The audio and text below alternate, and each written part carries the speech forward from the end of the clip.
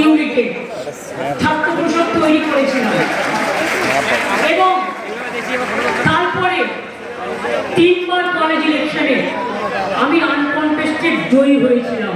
আমার বিরুদ্ধে কেউ প্রার্থী দিতে পারত না, কারণ আমি ছাত্রীদের সাথে মিশতাম, ছাত্রীদের সাথে তাদের সুখে দুঃখে থাকতাম, তাদের ভালোবাসতাম। আমার বেশ মনে আছে তখন আমাদের কলেজে বিএসও ছিল, আমি কিন্তু লড়াই করে বিএসও ভেঙে দিয়েছিলাম, মনে রাখবে। এবং আমাদের থেকে সিনিয়র তখন পার্থদা ছিলেন, অশোকদা ছিলেন, অশোকদা এখানে উপস্থিত আছেন, আমাদের স্টেটের জেনারেল সেক্রেটারি ছিলেন অনেক পরে। তার আগে অবশ্য কাশীনাথ দ্বারা ছিলেন, তার মারা গেছেন। অশোক দ্বারা পরে এসছেন জয়ন্ত ভট্টাচার্য। আমার